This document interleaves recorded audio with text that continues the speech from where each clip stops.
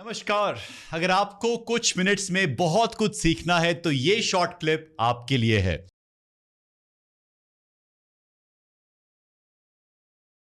Modernism के चक्कर में आजकल जो रिश्ते हैं रात को बनते हैं सुबह बिगड़ जाते हैं।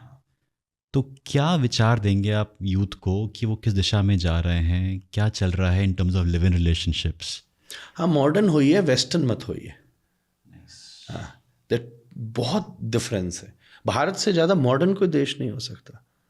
इससे तक कोई देश आज तक मॉडर्न है। देखिए, ये पीछे स्पिरिचुअलिटी थी, इसलिए इतने बड़े राज्य शासन के बाद आज 50-60 साल में हम कहाँ से कहाँ तक पहुँच गए। कितनी ज़बरदस्ती रिवाइवल हो रहा है, जो कि कई और देशों का शायद इतनी मजबूती से नहीं हो सका है जो यहाँ का हो पा रहा है। जो और किस गर्त तक चला गया था वो तो हिस्टोरियंस आपको ज़्यादा बेटर बताएंगे। तो आप खूब मॉडर्न होइए, there is no issue. Modern होना बहुत अच्छी बात है। आपको धोती मॉडर्न बना सकती है, वेस्टर्न नहीं बना सकती। इस दोनों चीज़ों में बहुत डिफरेंस होता है। हम ये सोचते हैं कि हम टाई सूट पहन के मॉडर्न हो सकते हैं। नहीं, टाई सूट भी एक रिलीजियस ड्रेस है। मैं क्रिश्चियन स्कूल का पढ़ा हूँ। अगर आप एक फॉर्मल प्रेयर में जा रहे हैं चर्च पे, आप 3 पीस सूट के बिना वहाँ नहीं बैठ सकते। आपके दिमाग में किसने लगा दी बात? अगर आप if you are not religious then you should not wear that also. तो इसीलिए आप बहुत मॉडर्न होइए, नो प्रॉब्लम। पर वेस्टर्न होना जीवन में विश है। आप ईस्ट में रहते हैं, ईस्टर्न रहिए। ईस्ट में रहते हैं, आप रहते हैं यहाँ और पता दूसरी जगह का दे रहे हैं, कहाँ से बात पहुँच सकेगी। और उसी चक्कर में आज के समय लिविंग इन रिलेशनशिप जैसी चीज़ें आ गई हैं। वो बुद्धि का दिवालियापन है। मैं तो पहले भी कई बार ये बात बोल चुका हूँ। मैं पर्सनली उसमें बिलीव नहीं करता, क्योंकि उससे कुछ होता नहीं है, उससे कुछ निकलता नहीं है। ठीक है, आप एक फ्रेंड हैं और आप पर उसको ये ज़बरदस्ती का टाइटल मत दीजिए कि we are together and if we feel okay we will get married. तो ऐसी विचारधारा के लोग कभी जीवन में विवाह में सफल ही नहीं हो सके। पूरा Europe, America living in relationship कर रहा है, क्या वो मैरिज सर्वाइव कर पा रही है? दूर दूर तक नहीं कर पा रही।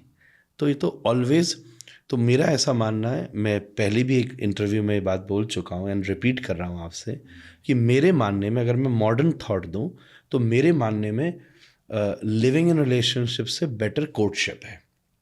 If you have to choose, I feel कि you can take a longer courtship.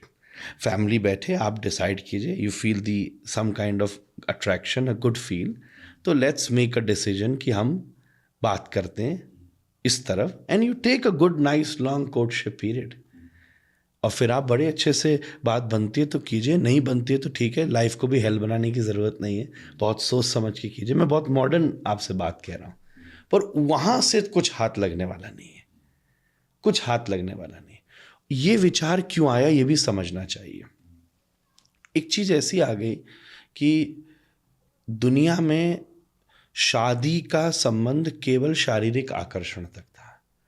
हमारे यहाँ शादी का मूल उद्देश्य धर्म भी था। मैं आपको सच बात बताऊं, इसलिए धर्म पत्नी शब्द का, धर्मपति शब्द इतना फेमस नहीं है। होता ही नहीं है। हाँ, अरे धर्म पत्नी शब्द इसलिए फेमस है कि एक पुरुष बिना स्त्री के कितनी भी पूजा कर ले, वो उसको पूरा नहीं कर सकता, उसको पूर्ण नहीं कर सकता। मेरी दृष्टि में शास्त्रों में उल्लेख है, चंद्रमा पुरुष है और जो चंद्रिका है, जो उसकी एफलजेंस है, वही एनर्जी स्त्री की है। तो तभी तो आपको दिखेगा जब मून विथ फुल एफलजेंस होगा। इसलिए भारत में धर्म पत्नी का को क्रम रखा गया, क्योंकि वो दोनों मिलकर के एक हो सकते हैं, फुल हो सकते हैं। वो दो दो नहीं हो सकते। तो भारतीय विचारधारा में वैल्यूज और एथिक्स के साथ बहुत समझदारी से गृहस्थ धर्म और विवाह के धर्म को व्यवस्थित किया गया है। एक बाकायदा रिचुअल होता है, एक बाकायदा व्यवस्था देखते हैं, देवताओं का आवाहन होता है, पूरा सोशल सर्किल इन्वॉल्व होता है। बैठकर उस समय संकल्प आदि करके विधि के द्वारा गोत्र का दान किया जाता है, जिसको हम आजकल कन्यादान से मिसअंडरस्टूड कर जाते हैं। गोत्र का दान किया जाता है, तब जाके एक विवाह की परंपरा तैयार होती है, जिसमें वंश की वृद्धि का मूल्य उद्देश्य होता है। ये हमारे यहाँ के शादी के एथिक्स थे। पर अगर आप पश्चिम में रहेंगे तो केवल विवाह इसलिए है क्योंकि आपको किसी के साथ रहने की आदत हो गई है और आपका शारीरिक आकर्षण है। तो शारीरिक आकर्षण कितनी देर तक चल सकता है? किसी का भी किसी धरती पे नहीं चल सकता। तो ये तो बंदर लिविंग इन रिलेशनशिप में रहते हैं, नर तो नहीं रहते, पशु रहते हैं। ये तो थोड़ी देर संग घूमते हैं। आप किसी भी जानवर को देख लीजिए, ये तो पशुगत व्यवहार है। मानवगत व्यवहार तो प्रतीत नहीं होता, कहीं से प्रतीत नहीं होता। तो इस चीज़ पर समझ आइए। मैं ये नहीं कह रहा कि प्रतिबंध लगा दीजिए, नारेबाजी करिए और कानून ले आइए। मैं कोई पॉलिटिकल आदमी नहीं हूँ, पर करने वाले व्यक्ति को इस चीज़ पर गंभीरता से विचार करना चाहिए और धीरे धीरे वो आगे बढ़े। आगे सबकी लाइफ है, सब फ्री है, जो करना हो करिए।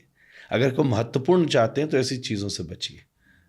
अगर आपने इस वीडियो को एंड तक देखा तो आई एम श्योर आपने इस वीडियो से बहुत कुछ सीखा। पूरा पॉडकास्ट देखने के लिए और ऐसी और वीडियोस देखने के लिए इस चैनल को जरूर सब्सक्राइब करें।